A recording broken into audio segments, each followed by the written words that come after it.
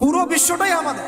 আর আমরা আখিরুজ্জামানের হাদিসগুলো থেকে এটা স্পষ্ট জানতে পারি যে ইনশাআল্লাহ তাআলা বাইতুল মুকাদ্দাস হবে আমাদের খেলাফার প্রাণ কেন্দ্র ইনশাআল্লাহ, এবং আমাদের কন্টিনেন্টে খোরাসান।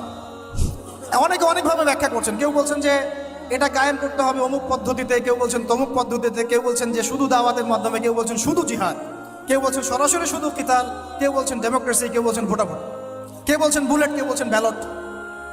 তাহলে আসলে যাবোটা কোথায় এবং সুন্নাহ ভিত্তিক পদ্ধতিটা কি? আর আমরা যত ইলিশ দেই না কেন তারা আমাদেরকে কখনো স্বাধীনতা দিবে না। এইগুলা বাদ দেন, এগুলোর দিন শেষ।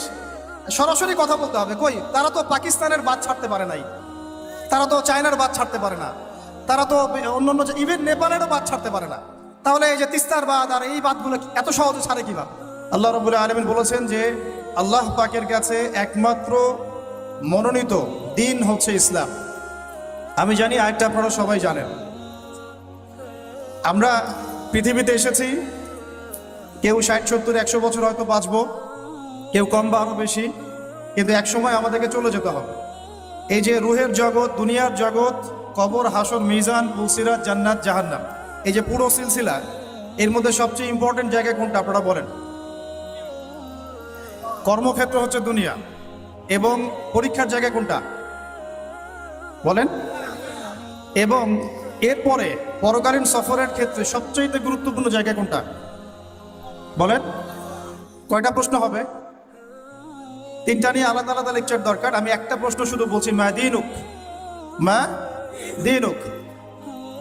এই দিনের প্রকৃত ব্যাখ্যা আজকে বাংলার মানুষ বুঝতে ব্যর্থ। এই দিনের প্রকৃত ব্যাখ্যা আজকে আমাদের সবার আগে বুঝতে হবে, তারপরে আমরা এই আলোচনায় যাব যে দিন আমরা কায়েম করব কিভাবে। দুটো বিষয়, দিন কি, এর আসলে মৌলিক ব্যাখ্যাটা কি, এবং এটা কায়েমের পথ ও পদ্ধতি কি, সুন্নাহ কি। এই বিষয়গুলো আমাদের সবার কনসেপ্ট ক্লিয়ার না থাকলে আমরা অনেক সময় নেক্সট রোডেও ধোকা খেতে পারি। মাদিনুকা প্রশ্ন সবচেয়ে কঠিন। উসমান রাদিয়াল্লাহু আনহুর কথা আপনারা জানেন, তিনি কবরের সামনে গেলে কান্নাকাটি করতেন। এখানে যে পার পেয়ে যাবে ইনশাআল্লাহ সে জান্নাতে যাবে। এখানকার মৌলিক প্রশ্নের একটা হচ্ছে মাদিনুক, তোমার দিন কি? আল্লাহ রাব্বুল আলামিন বলে দিচ্ছেন, ইন্না দীনা ইনদাল্লাহিল ইসলাম, আমার কাছে নিঃসন্দেহে একটাই মনোনীত জীবন ব্যবস্থার নাম হলো ইসলাম। দিন শব্দটাকে বাংলাদেশের 90% মানুষ বোঝে ধর্ম অর্থে। দিন শব্দটাকে বাংলাদেশের ম্যাক্সিমাম মানুষ বোঝে ধর্ম অর্থে, অথচ এটা যে শুধু একটা কৃষ্টি কালচার ধর্ম না, বরং এটা একটা পুরো কমপ্লিট কোড অফ লাইফ, এই কনসেপ্টটা বুঝতে পারে না। আপনার জীবন ব্যবস্থার মধ্যে বেসিক্যালি 2টা বিষয় থাকে, একটু মনোযোগ ধরে রাখবেন। একটা হচ্ছে আপনার ধর্মীয় জীবন, একটা হচ্ছে আপনার বৈষয়িক জীবন। আমি কি বোঝাতে পারছি ভাই?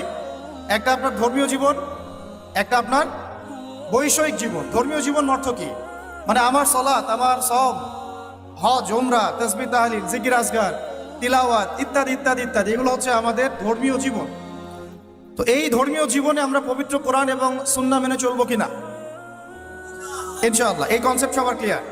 আরেকটা জীবন আছে আমাদের, সেটা হচ্ছে আমাদের এই যে সাংস্কৃতিক জীবন, শিক্ষা জীবন, অর্থনৈতিক জীবন, রাজনৈতিক জীবন, পারিবারিক জীবন এবং গ্লোবাল অ্যাফেয়ার্স। এই জীবনটাকে আমরা বলি বৈষয়িক জীবন। কি জীবন? তো এই বৈষয়িক জীবনটাতে ইসলাম মানতে আমাদের দেশের বেশিরভাগ মানুষের অ্যালার্জি আছে, এবং যতক্ষণ পর্যন্ত আমরা ধর্মীয় এবং বৈষয়িক উভয় জীবন ইসলামকে মানতে পারছি না, পরিপূর্ণ মুসলমান হতে পারি না। আমরা মুখে লা ইলাহা ইল্লাল্লাহ বললেও আমরা কিন্তু আবু জেহেল মার্কা মুসলমান হয়ে থাকবো। তো আসুন এখান থেকে আপনাদেরকে 3টা বিষয় আমি একটু বোঝানোর চেষ্টা করি। 1 নাম্বার, আমার ক্ষুদ্র জ্ঞানে, খুব ক্ষুদ্র জ্ঞানে আমি একটা বিষয় অবজার্ভ করেছি যে পুরো ওয়ার্ল্ডে এখন মানুষ বেসিক্যালি এই দিন শব্দকে কেন্দ্র করে 3টা ভাগে ভাগ হয়ে গেছে। কয়টা ভাগে ভাই? 1 নাম্বার হচ্ছে এমন কিছু মানুষ, এমন এক শ্রেণীর মানুষ যারা অবশ্য সংখ্যাগরিষ্ঠ, যারা ধর্মীয় জীবন, বৈষয়িক জীবন কোনো জীবনেই ইসলামকে মানে না, দিনকে মানে না। না ধর্মীয় জীবনে ইসলামকে মানে, না আল্লাহকে মানে, রাসূলকে মানে, আর না বৈষয়িক জীবনে আল্লাহ, রাসূল, ইসলামকে মানে। এই শ্রেণীটার সংখ্যা বিশ্বে বেশি। পুরো পশ্চিমা সভ্যতা এর মধ্যে অন্তর্ভুক্ত, ইল্লা মাশাআল্লাহ।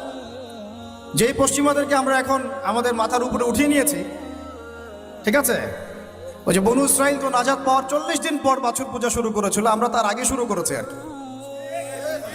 ওরা করেছিল বাছুর পূজা, আমরা করছি পশ্চিমা পূজা। তো এই পশ্চিমাদের আদর্শ হচ্ছে তারা ধর্মীয় জীবনেও আল্লাহর অস্তিত্ব স্বীকার করেন না এবং বৈষয়িক জীবনেও তারা আল্লাহকে স্বীকার করেন না। এটা একটা গডলেস ওয়ার্ল্ড, গড শব্দটা ওদের ভাষায় বললাম।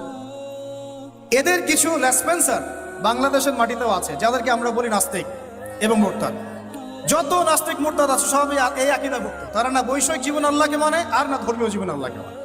তাদের কালিমার আসলে এই পুরো জুমলার মধ্যে ওদের শব্দ দুইটা, একটা হচ্ছে লা, একটা হচ্ছে ইলাহা। নাস্তিকদের কালিমা কি? শুধু লা ইলাহ, কোনো ইলাহ নাই, নাউযুবিল্লাহ। আর আমাদের পুরা জুমলায় চারটা শব্দ চলে আসে, লা ইলাহা ইল্লাল্লাহ। একটু আগে আপনারা বললেন নাস্তিকদের মধ্যে শুধু এতটুকু আছে, লা ইলাহা, কোনো ইলাহ নাই, নাউযুবিল্লাহি মিন যালিক।